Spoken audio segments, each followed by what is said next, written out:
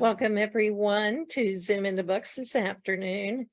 We have multi-award winning author Fred Engh with us today and guest interviewer, multi-award winning author Rick Robinson. So Rick, take it away. Hey, Kathy, thank you very much. It is so great to be here back on Zoom into Books.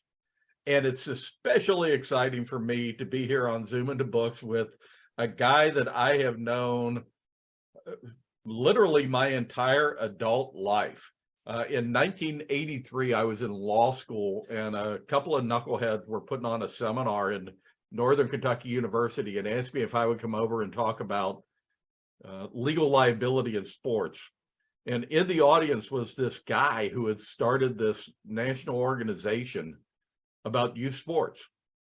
And he said to me, "Hey, will you come and do what you just did for these guys at my conference?" And the typical line that you'll know from this guy was that, "I can't pay any money, but I'll buy you all the Miller Lite you can drink." And thus started a decades-long friendship with a guy who has done everything from playing bass in a trio in Washington, and where he used to warm up my one of the great comedians in DC, and all the way from starting this organization now known as the National Alliance of Youth Sports. Fred Engh, welcome to Zoom into Books. Well, welcome, Rick, and so great to see you again. I don't think we've seen each other since we sat in the stadium with Babe Ruth and Ty Cobb. Fred had this wonderful tiki bar out back that had autographed pictures from everybody from Babe Ruth to whatever. They all seem to bear a strange resemblance to Fred's own handwriting. But last time I saw you was at your retirement party when you left the National Alliance for Youth Sports and became an author. All because of you. Because I look back and I mean, like you just said, we spent many years together, going here, there, and everywhere, and I drug you into all the meetings, and you were just a lifeline for my life. And but then all of a sudden, as we advance in age and whatnot, I began to say, wait a minute, I just read a book by Rick Robinson. And then my wife read it and she said, wow, that is really a great book. And then you came out with other books and whatnot. And this is a funny story, right? I was sitting up in Ocean City, Maryland, where we had a condo, and I'm up on the porch with all the family. We would sit up there in the summer. And my daughter, Joanna, said, Dad, you got so many interesting stories. You ought to write a book. And I said, no, I don't think so. I've never done that. I could never write one. And then I thought about you. And I thought, hey, Rick never read one before, and maybe I could write one. I would never believe in a million years that I just finished my 12th book. And it's been a joy. And I have to thank Kathy Teets and yourself for helping me get the book called Unsinkable Spirit, which was a great introduction to how we ever got the organization that you were such a big part of, the National Alliance for Youth Sports. Let's talk about that book first, Unsinkable Spirit. That to me is that's the one I wanted to bring up first. I'm glad you they don't call you the king of segues for nothing. But that book was I had known you for such a long time, but you started telling stories of growing up, the things that had happened to you along the way. A lot of stories that we had never shared in our many Miller Lights together. Right. But it really did set a foundation of a childhood sometimes, and growing up and getting married that wasn't always easy.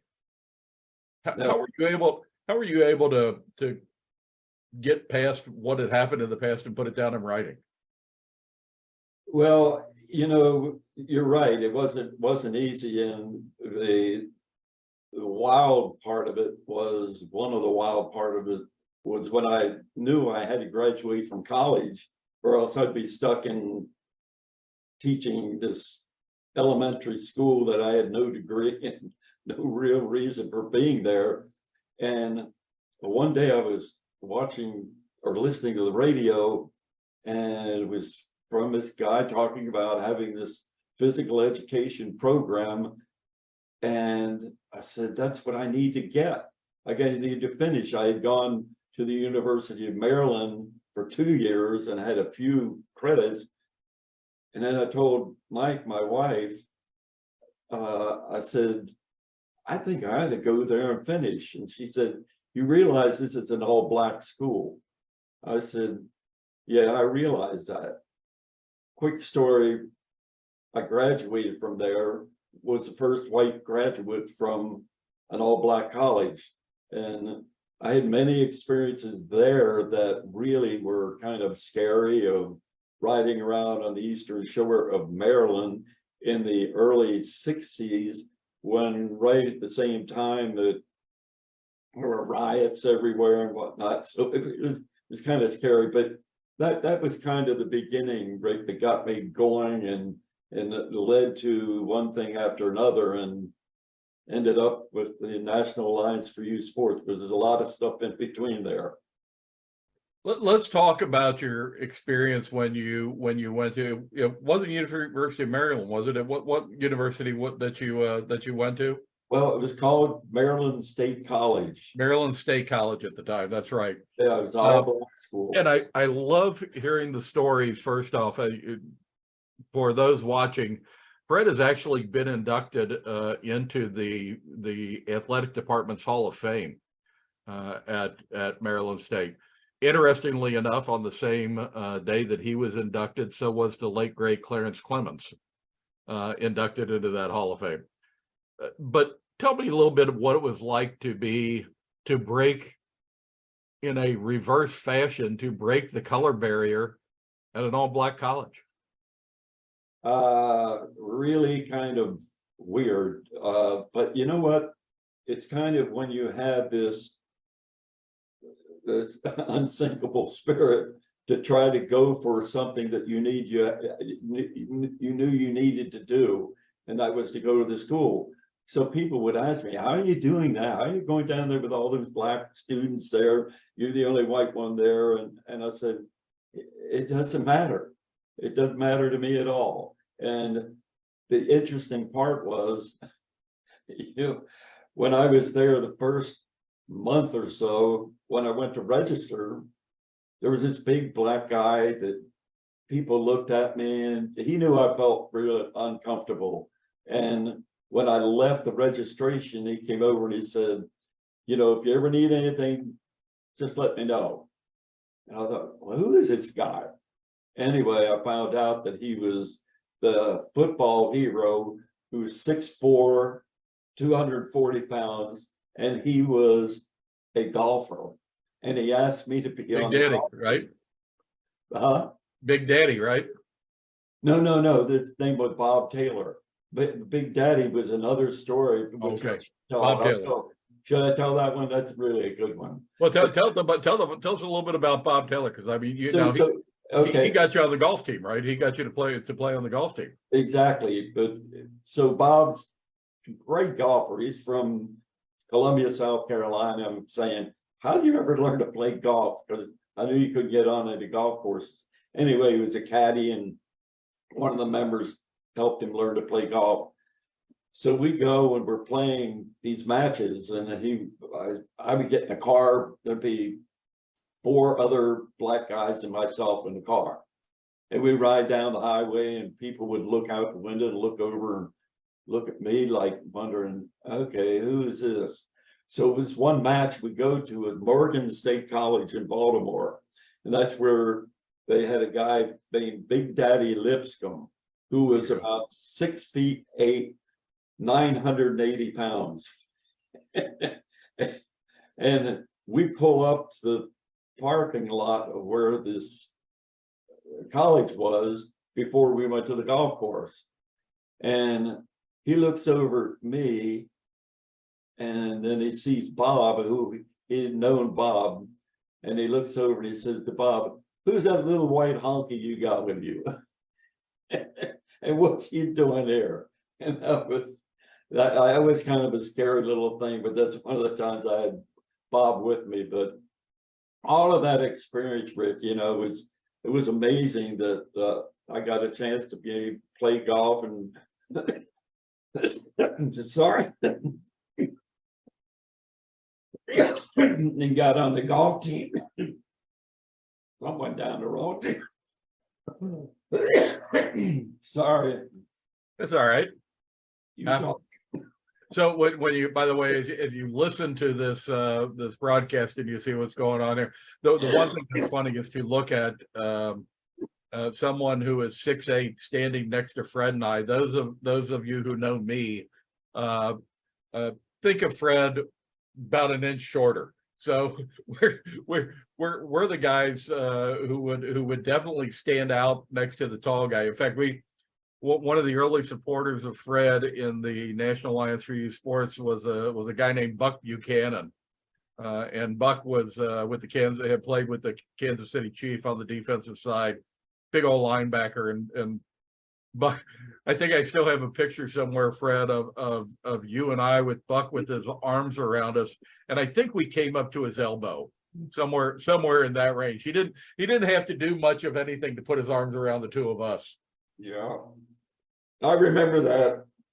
Sorry for all this coughing. I don't know, you know how it happens. Thank goodness it didn't happen to a lot of those big crowds that we had and have to stand up there. And I can't imagine this happening, but that's what happens in Florida in the winter or summer. Anyway, you're right about Buck, yeah, and a lot of other people. How about Pat McAnally? Well, you know, I mean, let's get into that a little bit. So whatever caused you to want to go out and form, at that point, what was known as the National Youth Sports Coaches Association, now today known as the National Alliance for Youth Sports? I know the story, but tell folks here what incident, what happened that made you decide something needed to be done about youth sports? I've often wondered, you know, what it was or what could have happened. But then I started, when I was writing the book, I started reflecting on it and remembering back when I was about 10 or 11 years old. We moved from Ocean City, Maryland to Johnstown, Pennsylvania. And there was a YMCA next door. And the only thing, I had no friends, nothing. That was my love life. I go around the corner doing the gym and, you know, everything that they had to Y. And then they had a basketball team. And I thought, oh, I'll sign up and play for the basketball team. And then my brother was coming into town and I was so excited. I said, why don't you come over and watch the basketball game? And thinking, you know, I was going to be out there and he'd be real proud. So I got my uniform and sat on the bench, and the game started and went on and on and on, and he never put me in. And I was so embarrassed and whatnot, but I was more embarrassed the fact that he said, I'm not putting you in with those shoes that you wear. Because we couldn't afford anything then, and it just hit me then and stuck in my mind how often this goes on in kids' sports. And then, of course, Mike and I had 5 or 6 kids at the time. They all played sports, and I began to see what happened in their situations. And I said, who's doing anything about this? It's crazy. And so that's how it started. And I quit my job. People thought I was crazy. And I was. We were just, she and I were talking about it the other day, and I said, do you ever really think that if this didn't happen, that we could have been homeless? And she laughed. She said, no, we've never, many nights I've laid this, sleeping and thinking, yes, we could have been homeless with 6 kids. I quit my job, depending on this thing to succeed, but you know, it worked out, Rick, and the reason it worked out is because it's needed, was needed then, as you well know, and is still needed today, as you can still see what's going on. But the one thing that we can be proud of, and I say we because you and me and some wonderful people we had on the board really helped this to be a reality. And the support that we got from recreation departments across the country made it happen. And they all knew what the problem was. And you know what you'll find interesting. Remember the recreation department people who were out there. One of the things that I thought later on was there should be part of the organization now, a group of the recreation professionals who are doing all of our programs. And that started out, I guess, 10 years ago. Now there's close to 3,000 members of what we call the Certified Youth Sports Administrators across the country. Isn't that amazing? That really is. I mean, when you think about, you know, the initial organization was started with a $10,000 grant, and you ran it out of your garage. And when I came on board, you weren't much further along than the garage. We were in a warehouse Right. down in West Palm Beach. And, you know, I can remember having board meetings, and we would go outside really because we were all coming from up north and we wanted to be out in the sun, but B, there really wasn't room inside the warehouse to have a board meeting. We'd drag our chairs out under the palm tree, and that's where we'd have a board meeting.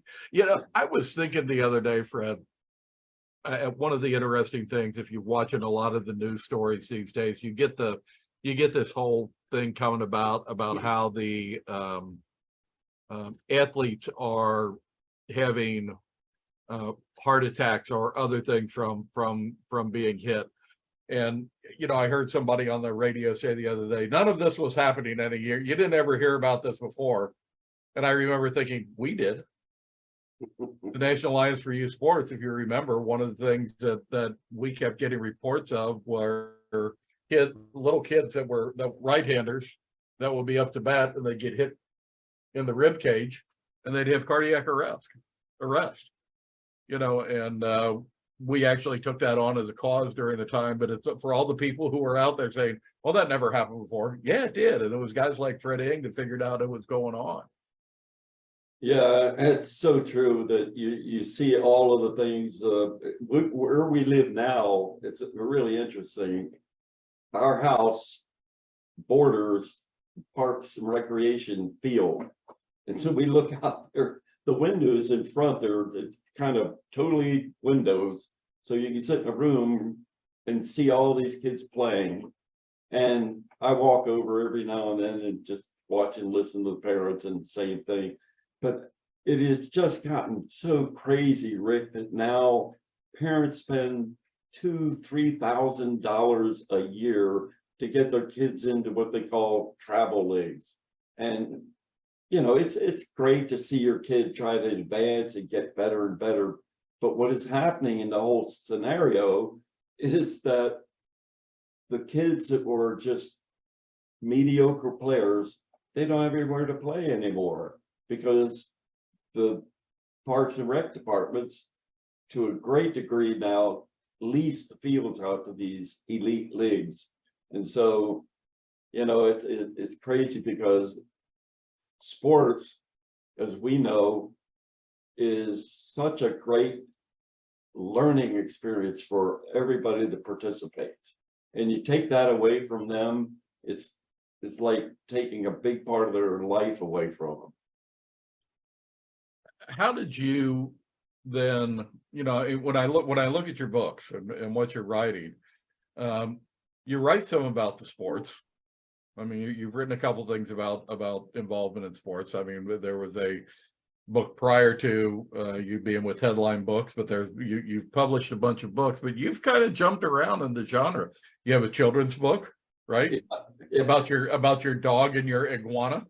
Can I tell you that story real quick? Yeah. We had an iguana. I don't know whether you ever were at our... I met the iguana right after you broke your ribs. Yeah, there you go. Rupert was the iguana's name. And we had it because Patrick, our youngest, had a friend who had this iguana and they had him in a fish tank. And of course, iguanas don't live in a fish tank very long. And so his father told him he couldn't keep the iguana, and Pat brought it home. So we put it up in the place to let the iguana run around, and it was caged in right outside. And I'd feed it every morning. I used to say it's the best fed iguana this side of Brazil. And I mean, I'd give it lettuce and strawberries and whole thing. And so one day, this guy was cleaning our yard out there, and he said, "Why don't you put a door on the other side so you wouldn't have to sliding glass door and go out and feed him?" I said, "That's a great idea." 2 weeks later, I forgot to close the door, and Rupert was gone. Never said, but I have to tell you this story. It's really neat. So we have a dog, his name Pino. So I'm sitting in Ocean City, my granddaughter Kara is talking to somebody. And I said, "Who's that?" She said, "Oh, it's the guy I go to school with. He's an artist." And I said, "Well, how good is he?" She said, "Oh, he's fantastic." I said, "He is? All right, I'll give him something to draw and see if he can." I'm just messing with her. And I sent a picture of Pino and the dog, or Pino. And 5 minutes later, he sends back a sketch of him. I said, "Wow, this is great. I got an idea." And I know this sounds crazy. I'm going to write a book about Pino and Rupert. And he said, "Okay." I said, "Will you do the artwork?" This is all, I'm not kidding you, Rick. This is all in a matter of 15 or 20 minutes at the most. Fred, I've been around you when these types of ideas have hatched. You don't have to convince me. I've been around when it's happened. Right. So anyway, I'm sitting there and I said, "Okay, you know how a children's book is." So I start typing and playing. An hour later than that, I had the whole thing finished and I sent it to him. And about a month later, all the artwork was done. Got it published. It's out there, and I'm saying, "How did this happen?" So it's kind of funny. And then the other books, you know, I did one on the 30th top idioms in That's the one next one I want to talk about. So you got the children's book that's floating out there. Last time we were together, you were just starting to write the book. You were trying to write the book on idioms. Yeah, Now, I've not seen that yet, but tell me about it. oh, it's so funny. But we have Thanksgiving, all the family comes, and been for years we don't call it Thanksgiving, we call it Engh. And we have a week long, everybody sits around and plays games and everything for the whole week. And when you go to the Engh house, you also have to perform, right? You have to bring your Oh yeah, you're instruments right. and Yeah, perform. the talent show is produced. Talent show's part of it. A big part of it.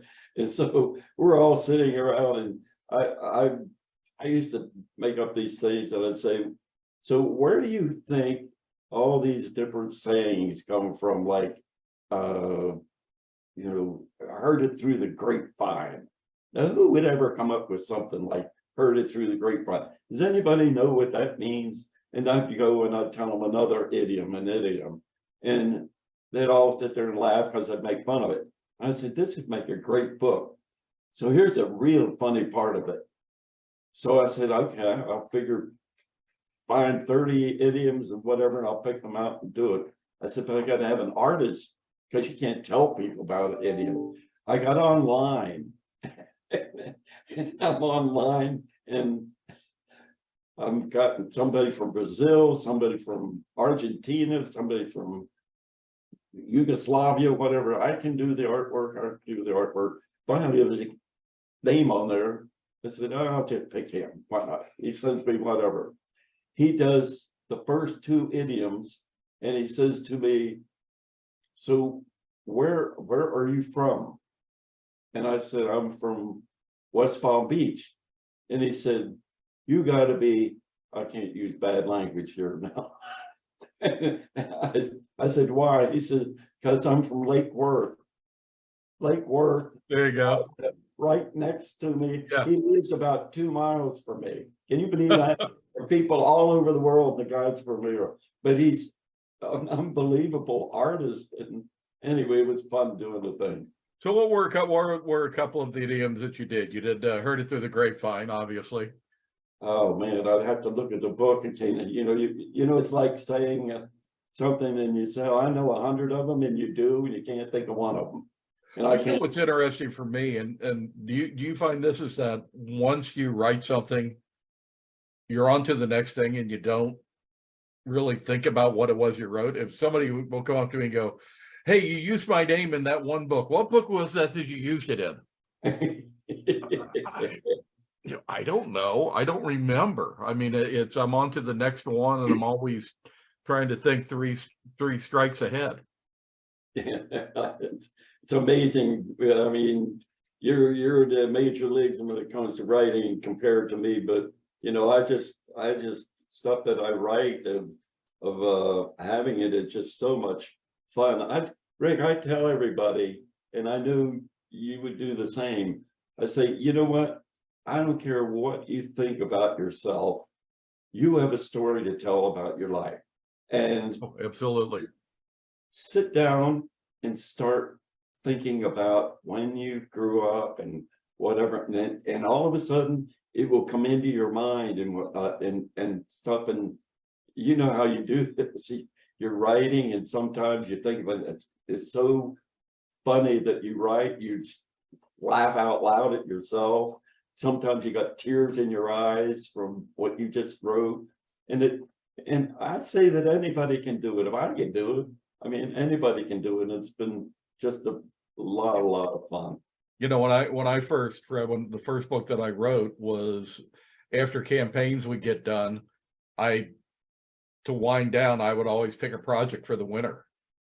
You know, and I built a dollhouse for my daughter Mackenzie. I learned to play mandolin one time, you know, in winter. And one winter I thought, well, I'll just write a book. And I was gonna, you know, run off 100 copies and make you suffer through it as your Christmas present that year. But Linda gave me the ultimate wife's compliment. She read it and said it wasn't half bad. And and then I found Kathy. She said, let's try and work on it and try and we can get it, see if we can get somebody to publish it. And that was, I can't remember, 13, 14 books ago. Just submitted my next manuscript this week to her. Wow. So tell us about a couple of the other books. Tell us some of the other things you've written. You've written your life story. You've written the book about the dog and the iguana. You've written a book about the golf team, right? Being and breaking the color barrier at the college. What else? There are two of them. One very quickly. I don't know why I got to thinking about it, but I thought, you know what? There are a lot of people that are way up in age that now are going to be gone, that were in the Second World War. And people don't realize what they went through. I thought I'd just write one about it. And I did. It's called They're Almost Gone. And I really liked the book and thought it was great. And a lot of people thought it was great. But the other one that I finished real recently, and you'll like this if you haven't, but I can send you it. It's called Billy Jones's Father. And okay, yeah, that one threw me off. What is that one? What is that one about? Oh, well, you should know, because many times you ever heard me talk at a board meeting and whatnot, and I'd say, well, here's the thing. Billy Jones's father is the one that does this, and he's been whatever, and Billy Jones' father, whatever. So I got thinking, well, the name of the book should be Billy Jones's Father.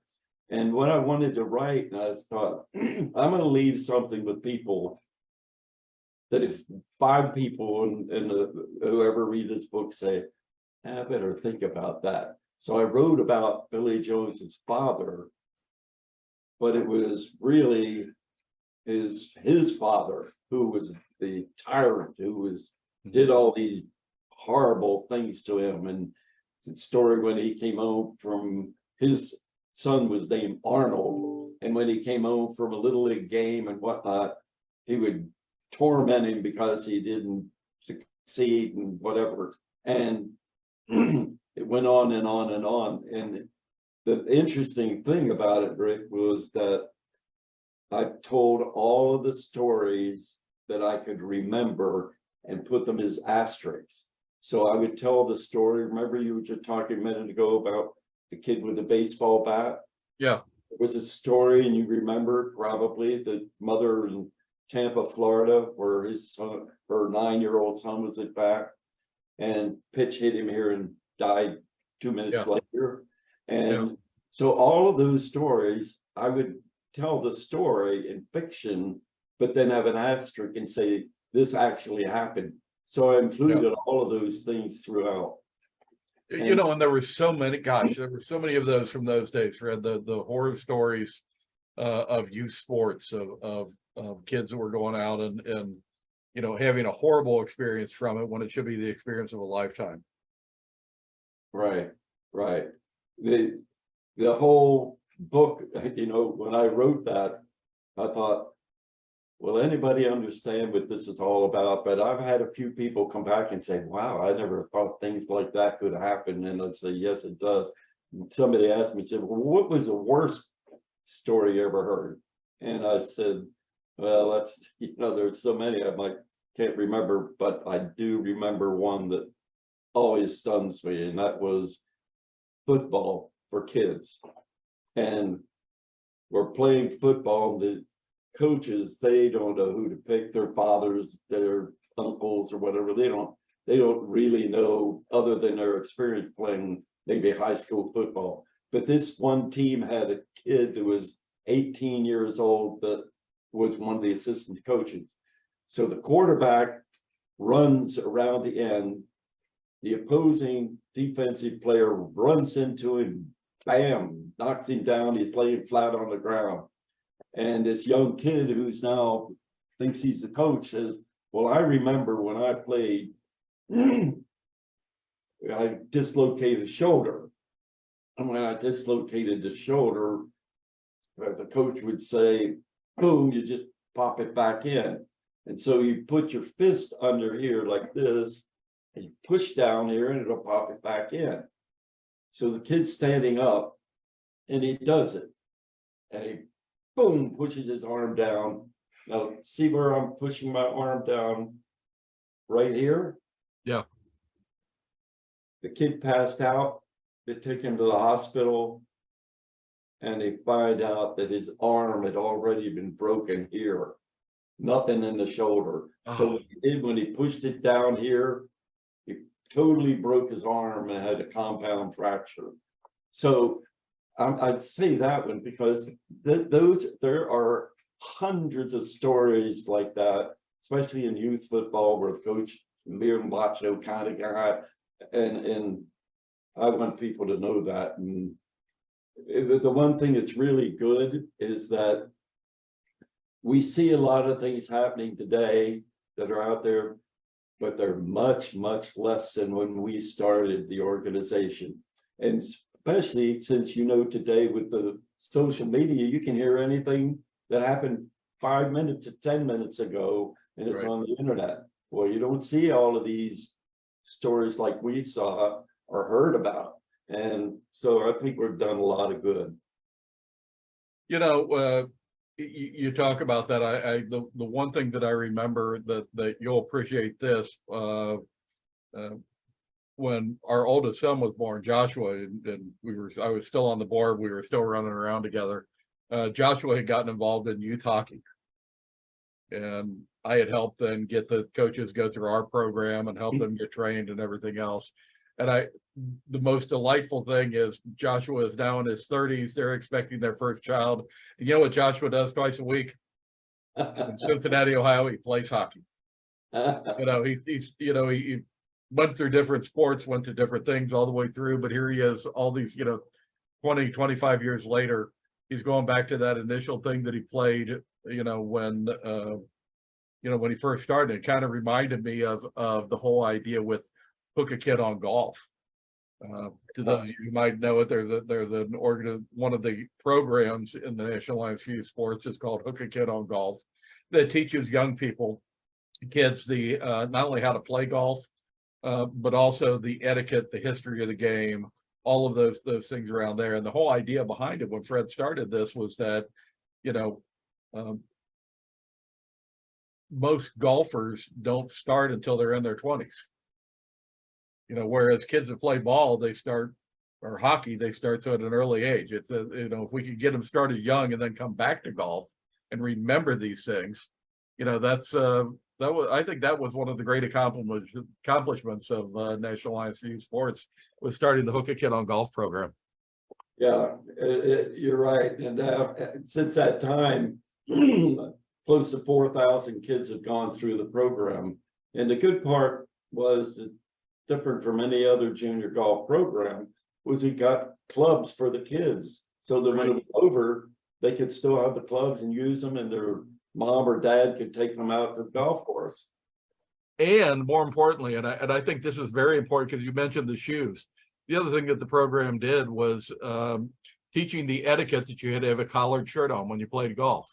Well, some kids can't afford a collared shirt, so what did the organization do? As part of the program, you actually got a collared shirt. I mean, that to me was said a lot about where we were headed with that program. Yeah. What are you writing about next? What's on? We got a few minutes left. What's left on the agenda for Fred Engh next on the writing block? Would you believe I just finished my next book, and I just finished it, and Ricky, it's been so much fun writing. I always wanted to tell the story, and it's one of the self-deprecating situations. And I started, and I said, I got to tell this story about when I had the desire to be a football coach. And I thought a good friend of mine who I still communicate with today, I said, I'm going to make him telling the story.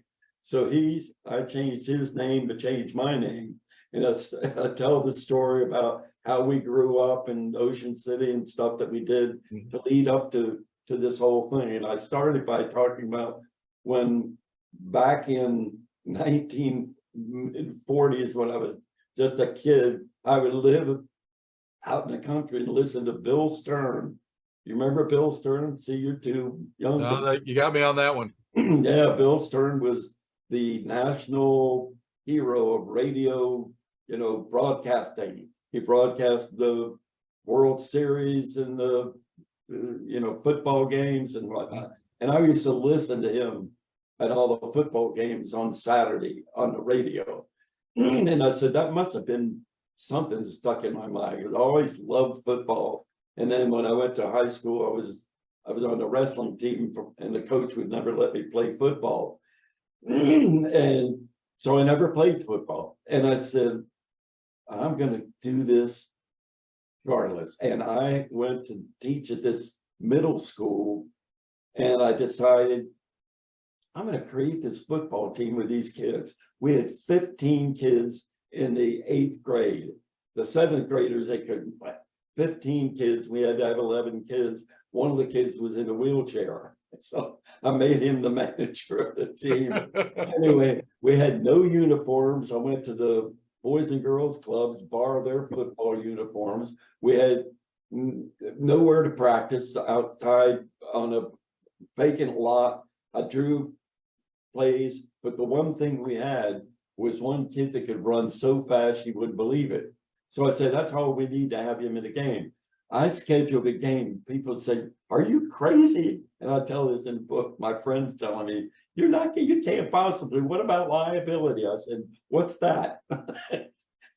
So we go and we play this team who is a middle school team that has a regular football schedule, and we go to the field and they're all there in their uniforms, and we're there in these straggly old things that we got from the Boys and Girls Clubs, wrote our numbers on the back. And the kid goes in and he plays, and every play I had him run and run, and he ran so fast he could score all these touchdowns. We won the game. Well, there was this Catholic priest that was watching the game, and he came up afterwards and said, "Wow, that was really good. Good job you did there." He had no idea what the hell this was about. I went to Ocean City back in the summer, and I'm going to have to go back to this same school. And I'm thinking, oh God, I hate this. And I hear Mike, my wife, saying, "You got a phone call." I said, "From where?" And she said, "Wilmington, Delaware." And I said, "Who is calling me from there?" And so she said, "I don't know." So I pick up the phone and said, "This is Father O'Brien from the St. Elizabeth School in Wilmington. And would you be interested in coaching our football team?" I thought, are you kidding me? I'm not saying that to him, I'm saying to myself, no, this can't possibly be true. This guy's calling me from Wilmington. And I said, "Well, how do you know I'm a football coach?" He said, That's "Well, funny. I had this father, or whatever his name was, told me what a great coach you were." I said, "I've never played football. I've never coached football. Now I'm going to be." So I went to an interview, and you'll like this.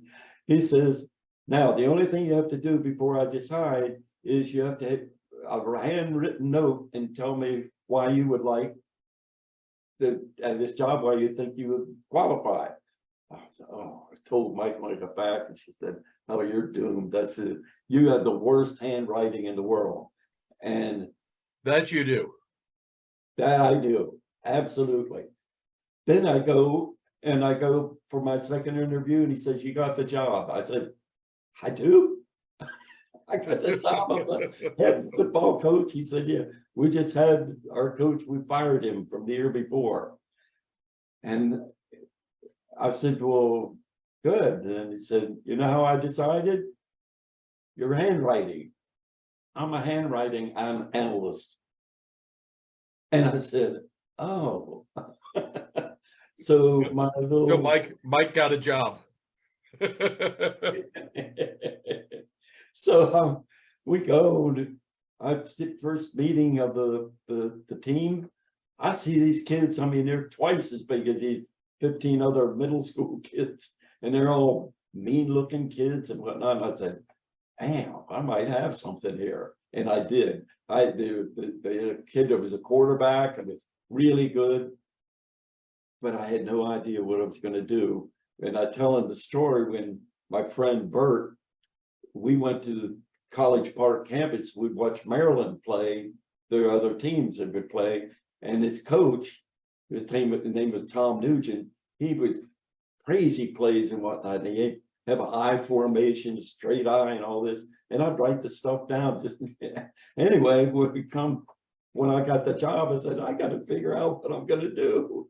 So I took out my notebook and made these plays. We played the first game of the year, and we're going in the stadium. I'm looking in the stadium, the lights are on, I'm here, I did this.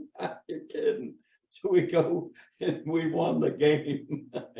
and people are, newspaper or I gotta tell you, I hope you have enough time, sidebar. We win the game, we win the next 6 games and lost the last 2 because the team went up and they were so excited. After the 6th game went up, party, they're all drinking beer and whatnot, and it ended everything. We had to cut the kids, whatever, it doesn't matter. So the guy that was there that was with the Wilmington News Journal, he then said, this is great, and they would write all this stuff about me being this great coach. And I said, "Oh, please don't ever ask me what my experience has been, because then he'd find out, and if I didn't win, he was going to write about it and say he's been a fraud this whole time." And so I say to him, "Hey, you're too good a writer to be here. You should be in Baltimore or some bigger place." And he said, "Yeah, that'll someday." I said, "No, a friend of mine's the sports editor of the Evening Sun or the Baltimore Sun. 2 weeks later, after the season, he's working in Baltimore. A year after that, you ready for this story? He gets a job at the Detroit Free Press, and he's at the Free Press, and guess who takes a bucket full of water on him? Denny McLean, 33-0. And Jim Hawkins, the writer, would write stuff about him. It wasn't always positive. He comes up in the press, made him famous. And 2 weeks ago, I got a note from him saying that he had been nominated for the Hall of Fame as sports writer. Oh, that's great. Isn't that a great story about? That is a great story. Hey, Fred, we're bumping up against the wire here. It has been so great to see you again and to talk with you. Real quick before we go, did you shoot your age last week on your birthday? Yeah, everybody says, "Oh, yeah, right." No, you know what happened? What I got laryngitis, and John, my son John, who was a golfer, but I had to be out there, and I said I can't play. It's like 94 degrees. I said I'm sick, and so I got through about 8 holes, and I couldn't play. Anyway, I keep trying, Rick. I keep trying. Every year on his birthday, there's a post on Facebook that said, "Who's in for a contribution if Fred shoots his age? Who we're giving money to some organization? Who's in?" Every year I'm in. I still keep waiting to get that email to say, "Here's who to send your money to." So Fred Engh, truly one of the heroes of my life. Somebody that I have admired and been a part with for literally since the early 80s. And it is so exciting to have you as a part of Headline Books and to see what you're putting out now in your writing. It really is a thrill. Well, I can't tell you what a thrill it is when Kathy said, the interviewer is going to be Rick Robinson. And I thought, oh, this is going to be good. We haven't had a chance to talk for a long time. So this does a double. We do this Zoom deal, and we get to converse and see what's going on, which I've never asked. How's Linda doing? Linda is doing well. The kids are all doing great. I'll give you a call here sometime and we'll catch up on everything.